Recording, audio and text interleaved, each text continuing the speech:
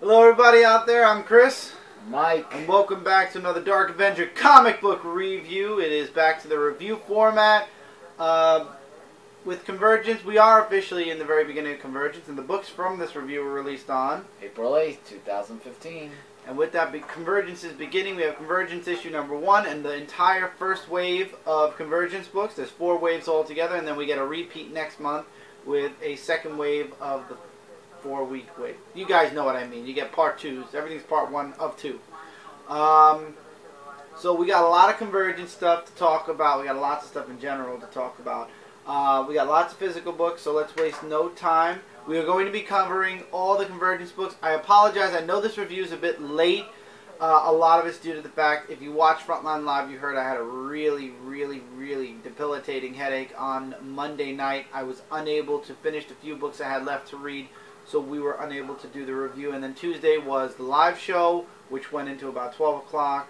I still have books to read. I actually abstained from doing the top 5 because I didn't finish reading the book. So today, I read all the books. We are ready to do the review. It's late. I apologize. Next week, the books pile will be a little bit smaller. Michael has more Convergence books. This week, I think you only have 3 Convergence books out of the 11. Well, I had 3 this week. Yeah, so next week you'll have a little bit more. So hopefully everything will be on time for next week. So first we have 2 digital books, so that means I will go behind the camera. Right, and we're going to start with my book. I'm just going to let Michael get closer to the camera. That's okay, go ahead. Alright, my book this week digitally was Captain Marvel issue number 14, chapter 11 of Black Vortex, and this book was a lot better than Nova's one-shot, and especially better than Cyclops' one-shot connection to Black Vortex. In this issue, Carol has the Black Vortex, and she is chased after by the Lords, by Jason, and Thane. And it's a whole fight between her keeping the Black Vortex, and there's also this other girl, Sage, which we saw at the, I believe her name is Sage, which we saw at the beginning of the series, that also wants Captain Marvel to destroy the Black Vortex. And there's this big fight between Carol and the Lords, and then there's a fight between Carol and Thane. She's trying to reach out to Thane and explain to him that Jason is evil. He's the one that's doing everything. He only cares about himself. And there was a fight between Carol and Jason for a bit. In the end, long story short, Carol's able to slow Jason down. Thane gets knocked out for the count for now at least. And it's obviously to be continued in Star-Lord, which is coming out this coming week, or it came out today actually. Today's Wednesday when we're recording this. So Black Vortex for Captain Marvel was a lot stronger as far as the single issues. Would I say it's an amazing issue? No. But at least it was a really good issue. I've been enjoying Captain Marvel a lot. It's been a really great series. It's sad to see this go once Secret Wars starts, but what can you do? So Mike, what was your digital book so you can come back in front of the camera? Okay, I'll just show the cover and the artwork. Mine was Spider-Woman, issue number 6. And here's some example of the artwork. Right there. So basically, Spider-Woman continuing the adventures of Jessica Drew, right? Yeah. Yeah. Okay, I didn't know if I got the name right. Yeah. So in this review, I felt like that this comic was more of Jessica asking questions to these certain people, and what I really didn't like was that I think there was like 1 or 2 panels where it was sideways, and I had to look sideways. Well, that's the way it was scanned. That wasn't sideways because of the pages.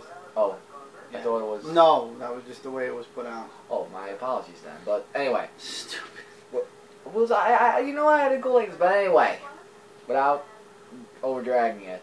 Basically, Jessica goes to 3 people. The first person she goes to was the villain that we saw from last issue, and he's saying that he works for somebody to help his little girl for his daughter because of collecting money and all that other stuff.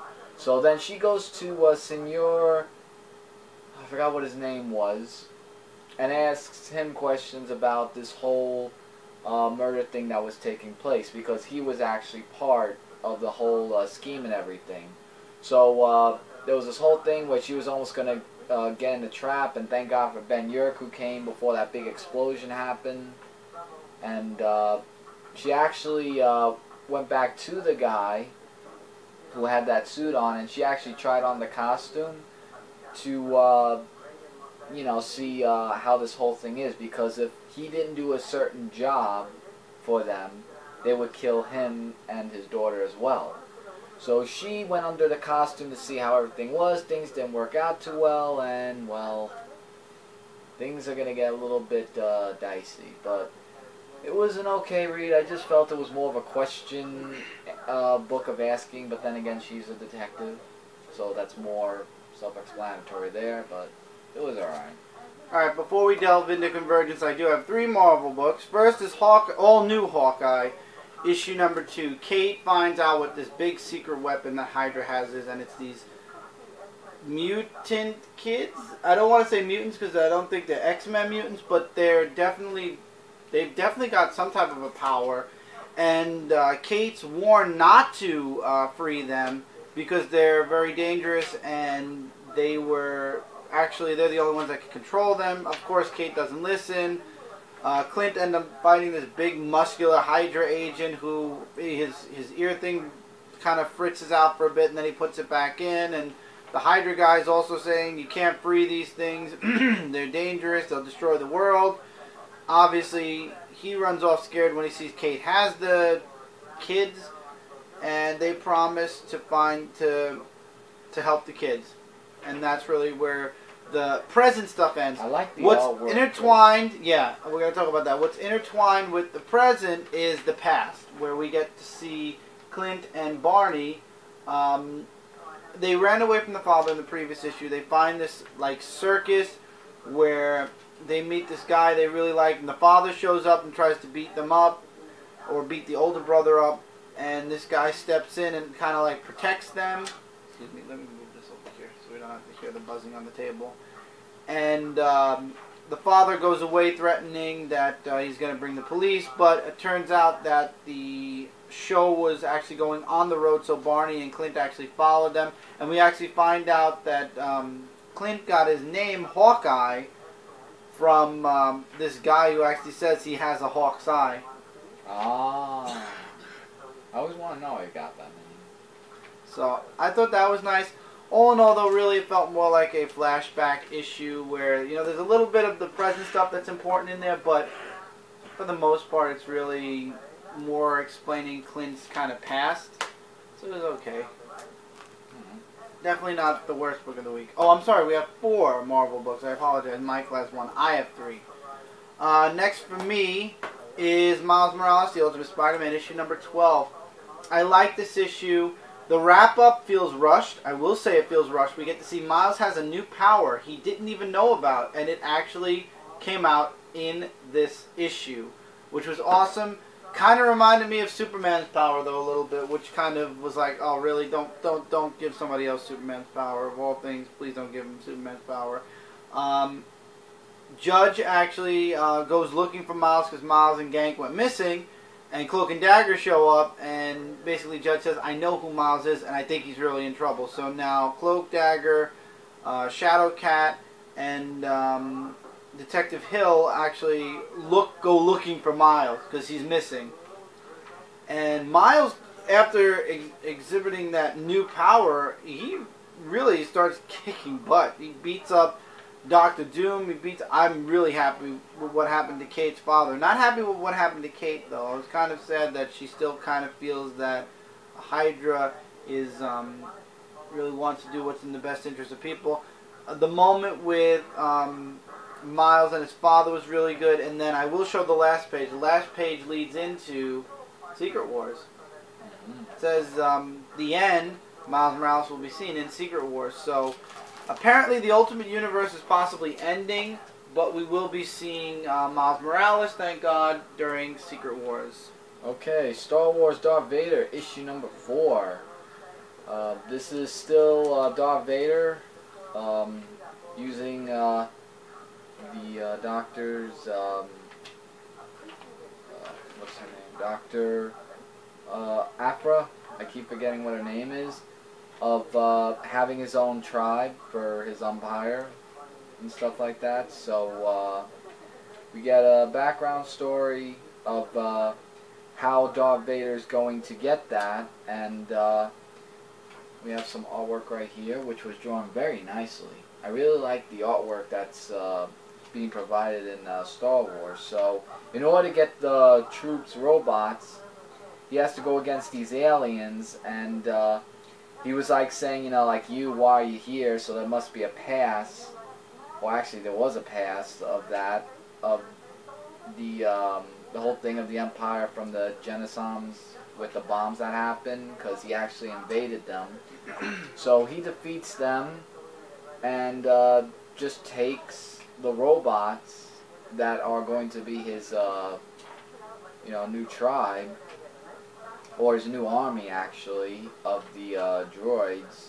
I should say, not tribe, I said tribe, I meant droids. And he just planned not to kill the Doctor after all, because she has been proved resourceful, actually.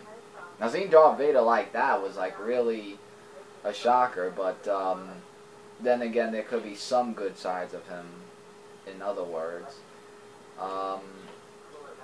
And that's it. So he just said, you know, just set the course immediately for his army, and, well, I think Darth Vader's going to get what he wanted. With lots of torturing that one of the robot gave to him.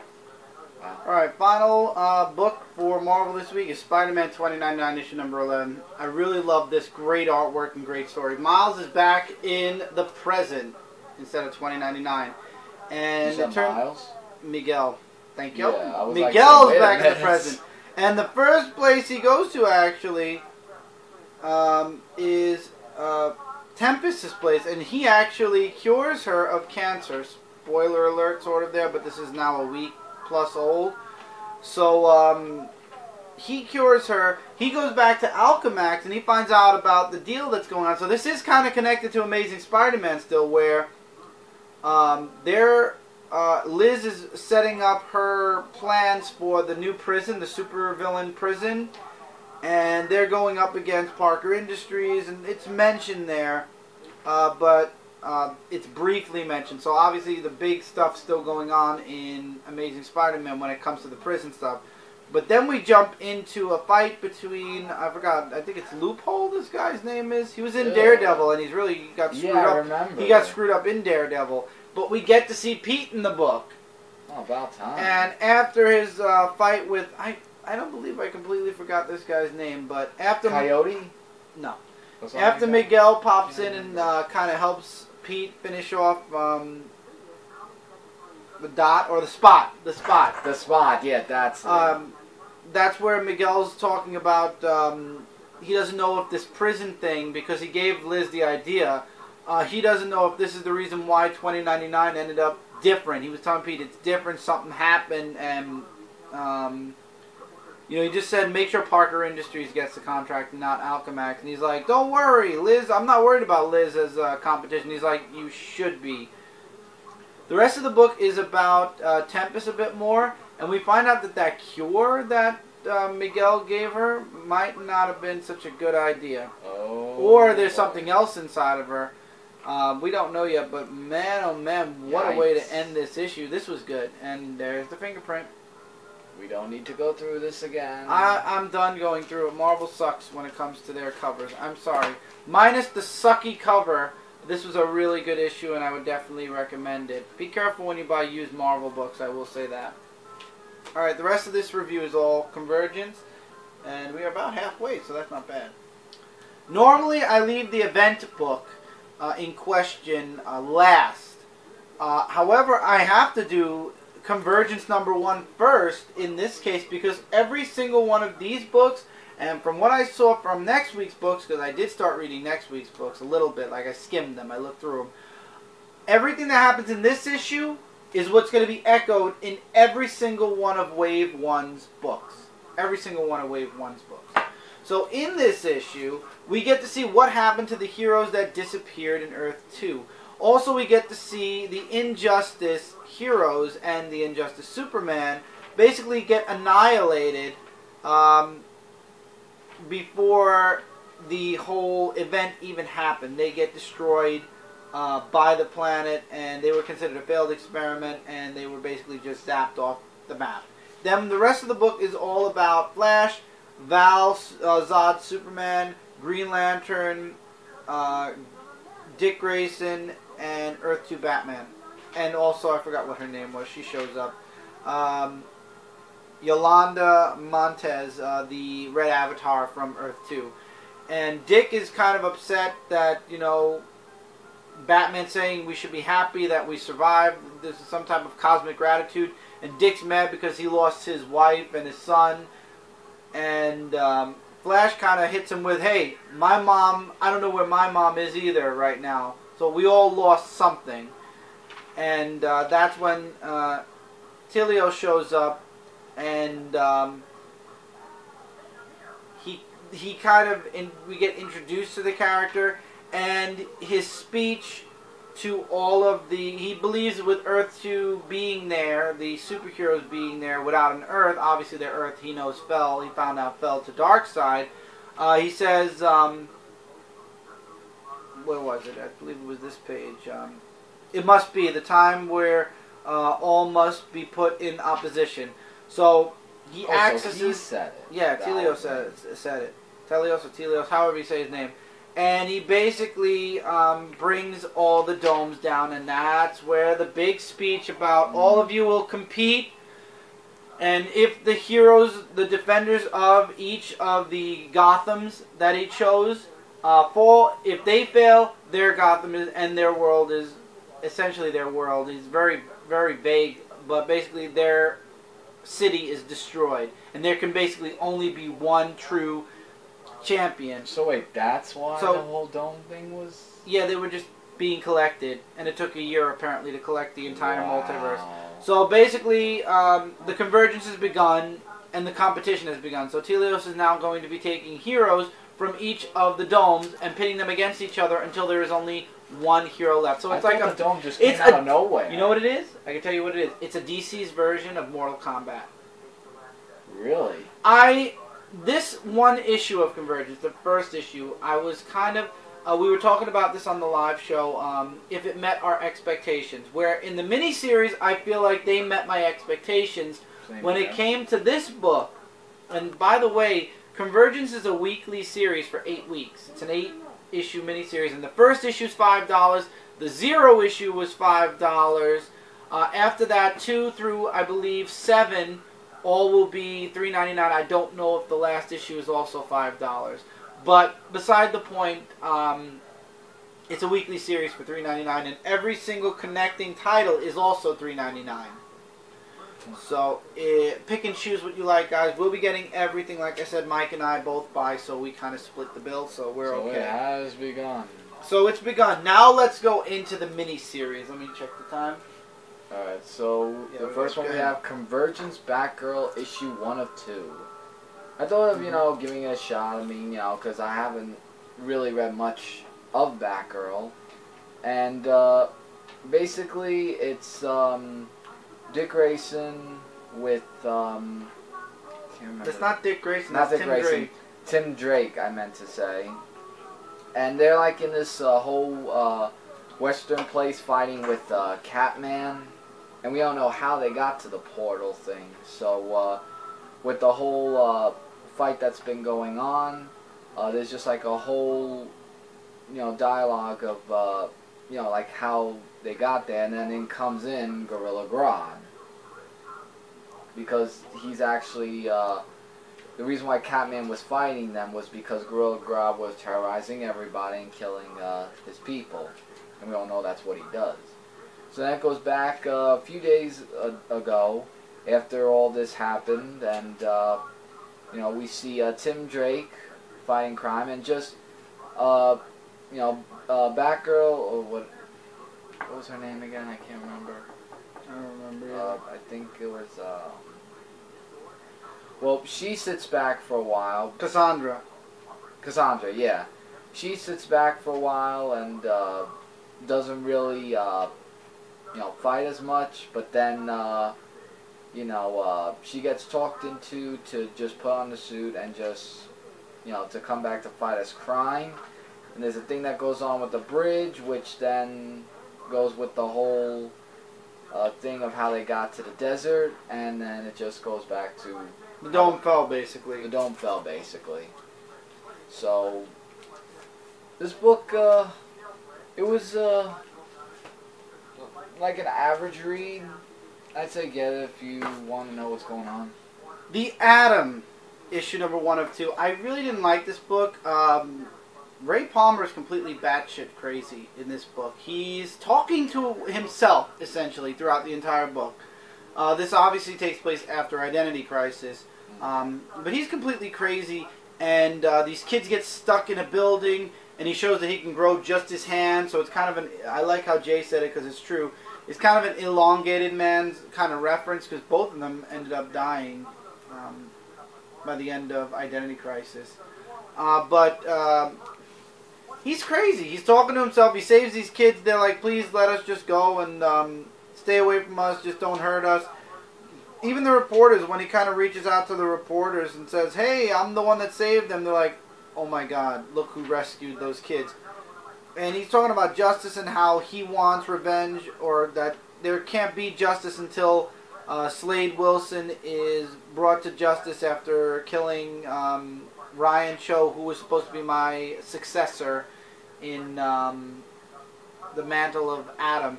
And Slade apparently is in Gotham, and this is in the dome, and he says this can't be. I'm going to have to take out the Atom so I can live. He basically is living under a new life now, completely. He doesn't want to be Slade Wilson anymore because of the dome, and everything's finally at peace, I guess.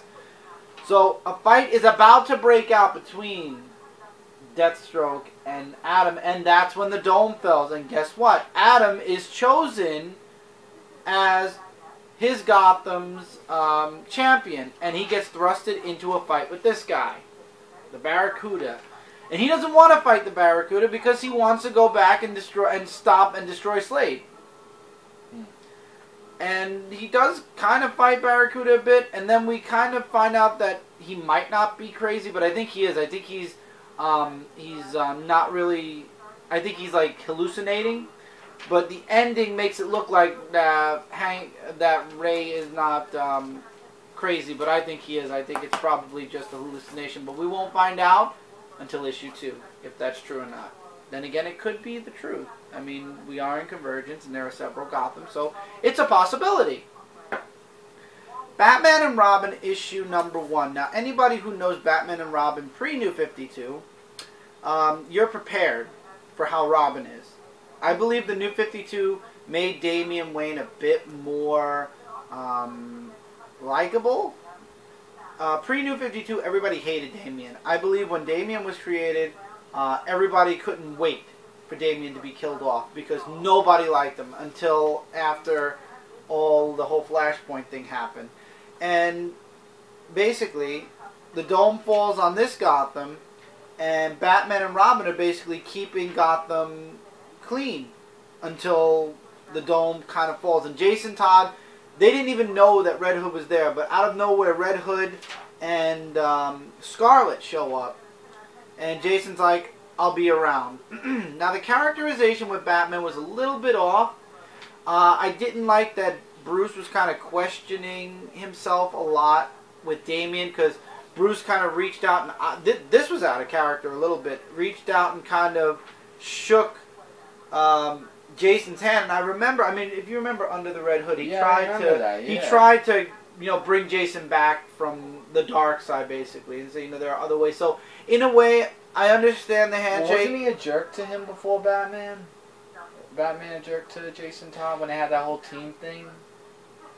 Like months ago? Well, no, that was New 52 now, where you gotta remember, we're not in New 52. Oh, this is just it. Yeah. Oh, So, okay. Batman tried to bring Jason Todd back to the good side, and Jason kind of left him there. So, I can understand the handshake to an extent, but Damian is just bitching and complaining the whole time, saying, oh, well, why, if you're so happy Jason's back, why don't you just have him as your partner, and just, or get a new old partner?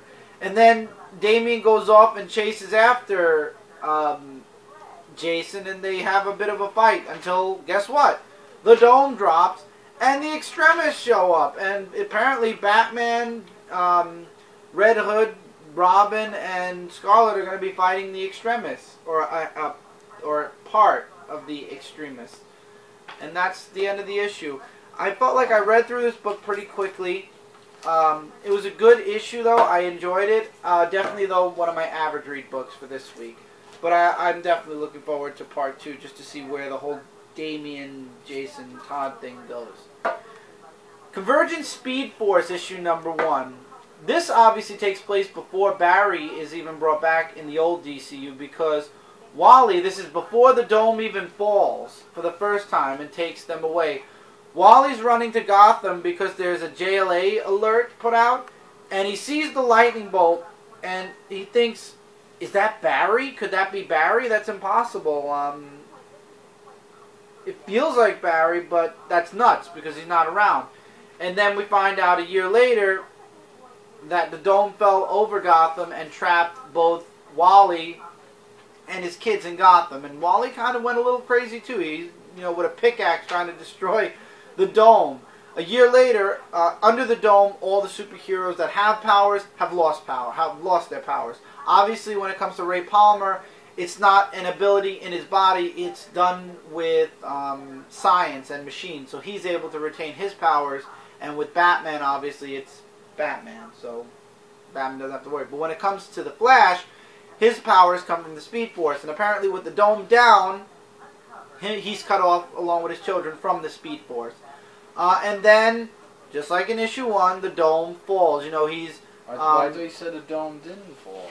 No, in the beginning of the book, it's right before the dome falls. Oh, okay. And then they're trapped in the dome. And now a year later, he's struggling as a single parent. He realizes he made a mistake. He misses his wife. He's like, she was right. I shouldn't have dragged these kids along. And then the dome falls, and boom. He's the Flash again. And his kids also have their powers back.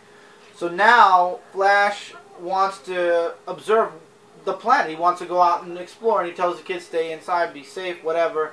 And he doesn't want to fight the superheroes. He actually wants to try to find a way to fight Helios instead. He finds out that the Justice Riders lose, or they're in trouble. They're being attacked. And we do see the Justice Riders. I will say that in Nightwing Oracle. Get to that soon. But he shows up. It's too late. The Justice Riders have failed. And he sees the first town, or the first domed city, eviscerated. And, of course, thinking about his kids, they're dragged along with him as he's running. And I love how they're just, like, literally, it's like they're on a leash and they're just being dragged. I love how they're being dragged like they're on a leash with the Speed Force. And they're going from town to town trying to find their Gotham. They pass through the animal Gotham. Then finally they think they make it back to their Gotham. And that's where Fastback from the Justice League Animals shows up. And he agrees with... Flash thinks he's fighting Fastback. And he's like, no, dude, I think we should be teaming up and trying to figure out a way to stop this. We're all heroes. We shouldn't be fighting against each other. And then he's like, but I do think that person's your opponent. And then, spoiler alert, it was Flashpoint Wonder Woman who was chosen to be Flash's first opponent. But it turns out Flash ended up in Flashpoint Gotham. So that's going to be interesting, seeing Wally versus Flashpoint Wonder Woman. And with that timer, we will be right back, and we will be finishing off Convergence. So stay tuned. We'll be right back at the click of a button. Okay, we're back. And Mike, your book is next. Yes, Convergence Harley Quinn, issue 1 of 2. Don't might as well give Harley Quinn a try. I mean, hopefully it would be a better issue. And it was really. I mean, it talked about, like how Harley Quinn, when the whole dome fell after she was fighting a crime and everything. So then it goes back in time where, back a few, before the dome happened, how Harley Quinn was going to therapy and she was feeling a little bit fine. I love how she was dating a cop, which was actually pretty funny. Meanwhile, we have a Poison Ivy and Catwoman fight that happened. And then that's where the dome falls on, and yada yada. There's the whole saying again. And is that Captain Cav? Yes, it is Captain Cav. Yeah, it was Captain Cav versus Harley Quinn, and then Poison Ivy's like saying, wait a minute, how could that be Harley Quinn when she was already cured? So Catwoman and and I almost said Harley Quinn. Poison Ivy go to Harley saying, we need you back as Harley Quinn again, and they inject her with serum, and I have no idea how she just transformed from... They dressed her up, dude. She was knocked out. Oh, I don't know how it was 1, 2, 3, but I will say the artwork's good, and they show Harley Quinn like very sadistic, and yeah, she's back to her regular self again after almost being cured. So, oh boy, we got Looneyville going on here, and now it's crazy. I couldn't even get it back in the book in the plastic, but that was really good. I really enjoyed reading that. Titans issue number 1. This focuses on the 3 characters right here. Core, or Starfire, Donna Troy, Wonder Girl, Wonder Girl, and Arsenal. And this is not the Arsenal you're used to. He went to Red Arrow for a time, but anyway, Roy, we get a recap of all the bad things that have happened to Roy over the years, and about his daughter, and how he lost his daughter. And, of course, now... Did he lose an arm? Mm-hmm. He lost an arm? Yeah, he did in one of the Justice miniseries, pre-New 52. Oh, that's why. Okay, I didn't know that. So the dome falls, and it turns out he, Donna, and Core are stuck in their Gotham. And for a year, things just look normal. And then, of course, by the middle of the book, the dome falls. And I love how Donna and Core are on, like, a photo shoot. And he's like... The dome's down. Do you feel like, you know, your powers are back? Because people are saying their abilities, they're seeing superheroes again. And Cora and Donna just jump off the building in a gigantic leap of faith. And thank God their leap of faith was true. Their powers, obviously, are back. And now Arsenal actually has an Arsenal cave, it looks like. And he's kind of like their oracle for the beginning of the book. Like, keeping an eye on what's going on in the city, because obviously there's a competition going on, and that's where they're faced with the other extremists, whoever's left from the team, I guess. So there's two teams of extremists. Is this where all the past villains come back to life or something? I don't know, but things aren't going so well for Starfire or Wonder Girl until Roy actually gears up and jumps in. And it becomes a 3-on, still many.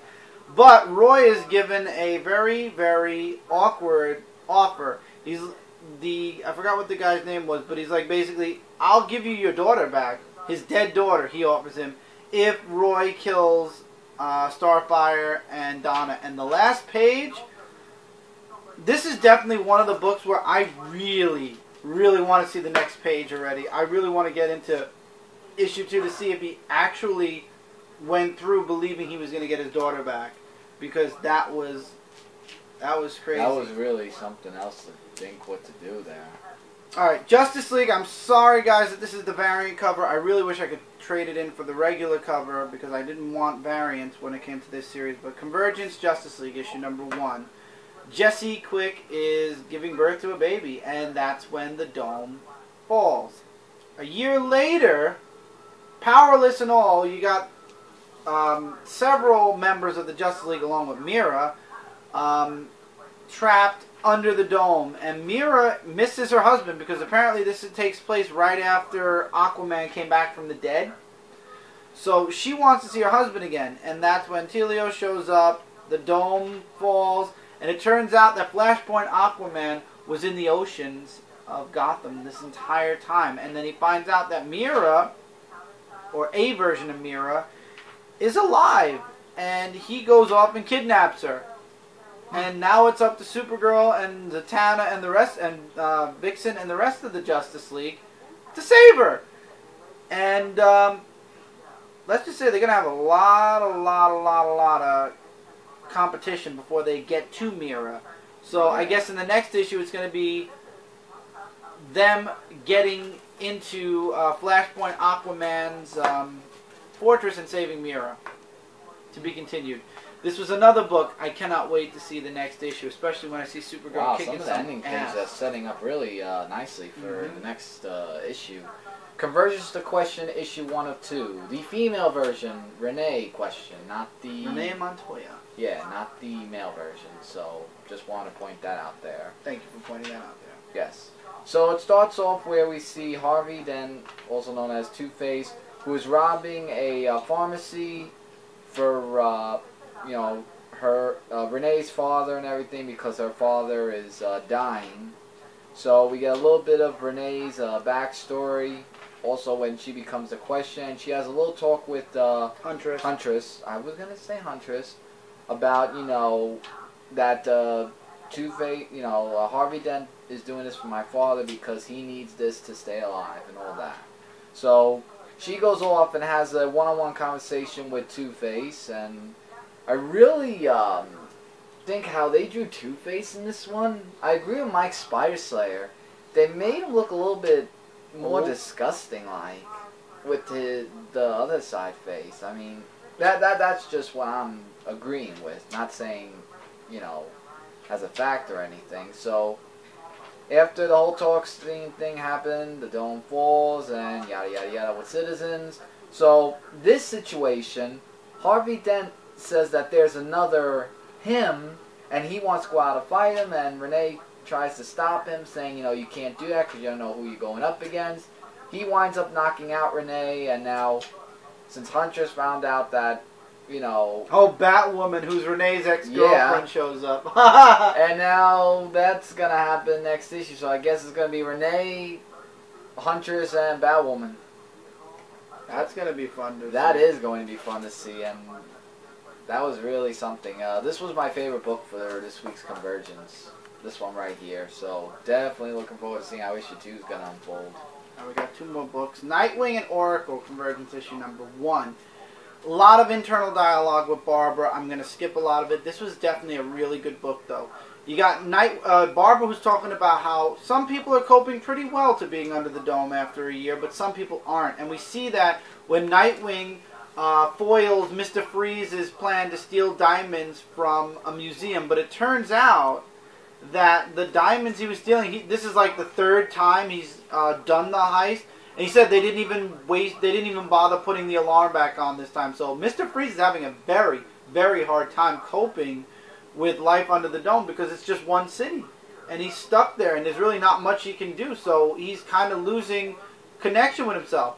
And at the very beginning of the issue, remember I said in Speed Force that the Justice Riders were defeated? Mm-hmm. We actually get to see the Justice Riders being defeated. Oh, so that ruins the ball. By the Hawkman and Hawkgirl from one of the domes. No, it doesn't defeat it. I'm just saying, you see how they got beat and who beat them. You don't see the town being eviscerated, though, because it jumps to Nightwing, and obviously then you can jump into Speed Force and see the town just basically be erased from the map. So Nightwing kind of goes radio silent for a bit. There's a really, really awesome scene with Nightwing and Starfire. So obviously there's another Starfire right there. So any Starfire can die at any time, FYI. Unless this is the same Gotham where the Titans are also, which is a possibility. I believe all of the heroes in this book actually were from this Gotham. So every book from here is from this Gotham. So it's quite possible that I'm wrong and all of them are from the same Gotham. So pardon me if I'm wrong, and I'm probably wrong. But anyway, Dick kind of pops the question to Barbara, and she kind of shoots him down. Oh, come on, they always are like, it's always like that. And that's when, guess what? The dome falls, and it turns out that the Hawk people, or Hawkman and Hawkgirl, end up, their competition next is in that Gotham. But they don't want to fight Dick. They don't want to destroy their world. They don't care if their dome city is destroyed. They'll stay in that Gotham. However, they have to rule. They have to be the almighty rulers, and that's that, the end. Their rules, and that's it. They rule the entire city. And when they go back to the planets, they rule the planet. And of course, Dick isn't going to have that. Barbara is still kind of... You think Barbara's going one way, and then at the very end of the book, it's like, I'm Oracle. I've been in this fight the past 10 minutes, where Nightwing is kind of like, I'm going to get people together, and we're going to go defend the city, because he's given an hour to make his final decision. And he's like, I'm going to go fight them. And if you're going to stay here, Barbara, which I don't understand what he wanted Barbara to do. She's in a wheelchair. Yeah, what do you expect her to do? But she jumps in as Oracle, and she's been fighting the Hawks for the past 10 minutes. So Barbara's not even waiting the hour. She's already fighting them inside as Oracle, which I thought was awesome. It was a great twist at the end of this book, and it's going to be really great to see the next issue. And I really love the internal dialogue with Barbara in this book. Gail Simone wrote it, by the way. Oh, Gail Simone wrote it. She did, and no wonder it's why great seeing Gail writing a Batgirl book again. I was looking like saying, wait a minute, that writing looks familiar, and that you just answered my question. My favorite Convergence book, though, after reading it all, has to go to Superman, issue number 1. The dome falls. Superman's trapped in Gotham. It turns out there was a news conference in Gotham. That's the explanation to why him, Lois, and Jimmy are there. And basically, Superman is playing gangbuster. Since he has no superpowers, he goes around, you know, making sure there's no crime as a vigilante. And Lois is basically in his ear. So she's kind of his Robin. And the dome falls at the very beginning of this book. And they try to torch Clark, and it turns out, boom. Classic Superman moment where the clothes burn off except for the suit. Lordy, and for Clark. And then the bullet. Oh, this page was my favorite page. With the bullets bouncing off the chest. You must have been. He's like, you're wasting your time. And Jimmy pops in because he's taking pictures, and he's taken prisoner for like a second. And Clark just knocks him out, and he's like, I got my powers back. And the first place he goes, to Lois. And we find out Lois has been pregnant for the past year. And, you know, everything was normal. You know, Superman was normal for a year, but now he's back to being his normal self. And Lois could pop at any moment, FYI. But then there's a competition that's mentioned, which is now we're in the middle of the book, where Superman doesn't want anyone to die. This is Superman. This is so flippin' Superman. It's crazy. It's like, this is what I want to read from DC from now on. This is the Superman I want to read. And unfortunately, I only get one more issue of this. But Superman refuses, so he wants to go over to the next world, which happens to be Flashpoint Gotham City, where they think the worst is going to happen. So they're preparing for war. It's Captain Thunder, Cyborg, Flashpoint Superman, and Flashpoint Batman, which is basically Thomas Wayne. Shazam? That's Captain Thunder. It's Shazam, basically. Oh, well, yeah. They're preparing for war. Emil Hamilton shows up a bit here, and he kind of has a surprise for Jimmy, so that Jimmy could kind of fly around the planet also. But Superman makes it to the outskirts of Flashpoint Gotham, and he's not met with a warm welcome. He's met with a fight. And he's trying to convince them he doesn't want to fight them. He'd rather, you know, he wants to, you know, he comes in peace, and then the Flashpoint Superman zooms off to where Lois is, and we don't know why yet, but he's trying to say, I don't want to fight. I want to, you know, I would rather, you know, why can't we just talk this out peacefully? You know, you have my word, I'm not going to hurt you. And then Jimmy shows up to protect Superman, and that kind of gets shot to hell.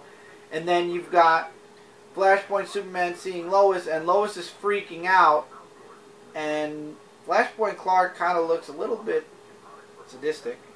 I mean, it doesn't look like he's going to hurt her, but he's kind of like, I'm here to take care of you. I want to be with you. I want to save you. You know, you died in my world. Maybe I could save you in this one. And she's pregnant, and she's begging for, you know, for Clark to come. You know, the baby.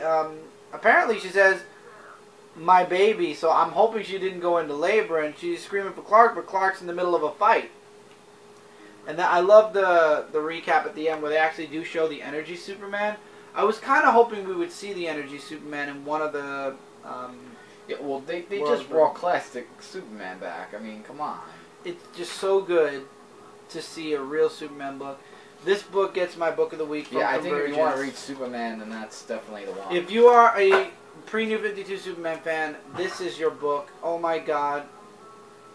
It just was so good. It's good to see him back. It was so good to see this, and I really enjoyed it. Lois being pregnant kind of throws it for a little bit of a loop. I mean, pre-New 52 wise, you never figured Lois would be pregnant, but all in all, this was a really great first wave. Can't wait for wave 2. This is going to be a really great event. So anyway, with that, guys, that's it for this review. So as always, don't forget to check out comic-related, Comic Frontline, Zone 4 Podcast, and Frontline Gaming Zone. Together, we are your #1 source for comic-related news, reviews, and a whole bunch more.